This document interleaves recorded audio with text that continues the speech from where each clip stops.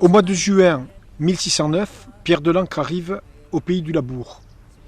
Il est envoyé par le roi Henri IV pour instruire des procès de sorcellerie.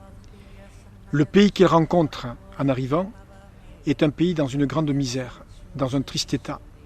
D'abord d'un point de vue économique, c'est un pays qui vit très pauvrement. L'agriculture est centrée surtout autour de l'élevage et le reste est vraiment insignifiant. Heureusement, les Basques ne connaissent plus la famine depuis quelque temps, car ils disposent de deux éléments nouveaux pour leur alimentation. Le premier, c'est le maïs, qu'ils ont ramené d'Amérique lors des grandes découvertes, et le second, c'est la morue, qu'ils vont pêcher tous les ans à Terre-Neuve.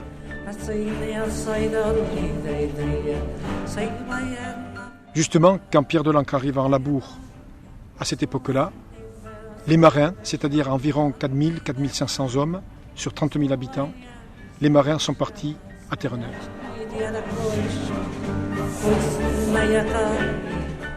On pourrait croire que la sorcellerie est un fait anodin, comme ça, que c'est une croyance populaire qui est propre aux Basques ici. Pas du tout, c'est une croyance qui est générale dans toute l'Europe. Et à cette époque-là, la sorcellerie, c'est quelque chose de vraiment particulier. Depuis la fin du XVIe siècle, il y a un changement dans les mentalités. Jusque-là, on croyait que les sorciers étaient des gens qui étaient mauvais par eux-mêmes, qui jetaient le mauvais sort par méchanceté. À partir de la fin du XVIe siècle, lors de la parution d'un livre fameux qui s'appelle Le marteau des sorcières, la sorcellerie change de visage. On accuse de sorcellerie, d'être sorcier ou sorcière, les gens qui sont sous l'influence du diable. C'est le diable qui provoque la sorcellerie à l'intérieur des individus. Et les sorciers et les sorcières provoquent des désordres au nom du diable. Et c'est ça que vient combattre Pierre de Lancre. Alors pourquoi il arrive en Labour ? Eh bien, tout simplement parce qu'il est envoyé par le roi Henri IV. C'est le roi Henri IV qui décide des procès de sorcellerie. Alors c'est intéressant de savoir exactement les causes qui poussent Henri IV à déclencher ces procès. Elles sont de plusieurs ordres. Le premier, c'est que Henri IV va agir sur plainte de certaines personnes du Labour ici, notamment les nobles. Il faut savoir que le pays de Labour, c'est un cas unique dans le royaume de France, est dirigé par une assemblée, le Bilsart, de laquelle sont exclus les nobles et le clergé. Ça n'existe nulle part ailleurs. Or, quelques années avant l'arrivée de Pierre de Lancre en Labour, le seigneur d'Urtubie, Jean d'Urtubie, est en conflit avec le clan municipal, c'est l'équivalent d'un conseil municipal, à Saint-Jean-de-Luz. Ce sont des querelles sans arrêt entre les deux parties. Jusqu'au jour où le clan de Saint-Jean-de-Luz accuse le seigneur d'Urtubie du crime le plus lamentable à l'époque, la sorcellerie. On l'accuse d'être sorcier. Donc, le clan d'Urtubie se plaint auprès du Parlement de Bordeaux.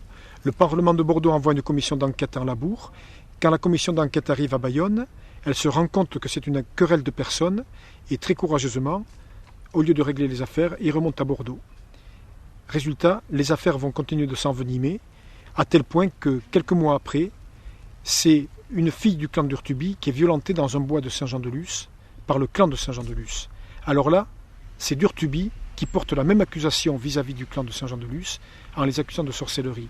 Mais il va être plus malin, il va les accuser auprès du roi. Donc il décide de monter à Paris pour se plaindre auprès du roi. Et au passage, très certainement, égratigner le Bilsart.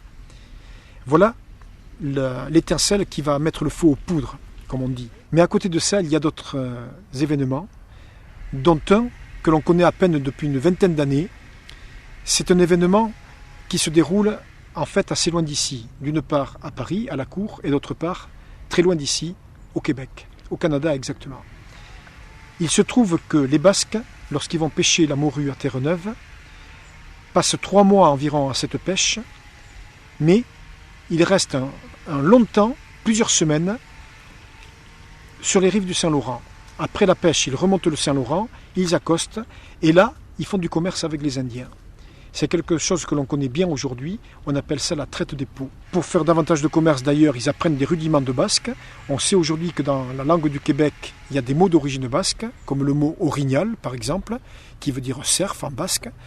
Et les Indiens accentuent les relations commerciales avec les Basques.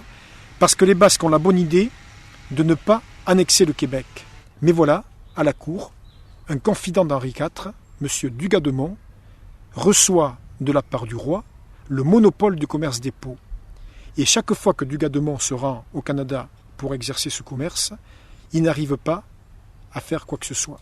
Les Indiens ne veulent pas collaborer avec les Français, qui veulent annexer le territoire. Ils préfèrent travailler avec les Basques. Et Dugademont revient à Paris et se plaint auprès du roi qu'il ne peut pas exercer son monopole. Donc le chancelier du roi, Brulart de Seigneurie, qui est aussi le grand chantre du pouvoir absolu, va essayer de pousser le roi à agir pour donner le monopole du commerce des peaux à Dugademont de manière efficace. Le moyen le plus simple qu'il lui conseille, c'est de faire appel à Pierre de l'Ancre pour instruire des procès de sorcellerie, pour inquiéter les femmes de pêcheurs pendant que ceux-ci sont à Terre-Neuve. C'est pas très courageux, mais c'est ainsi que ça s'est passé.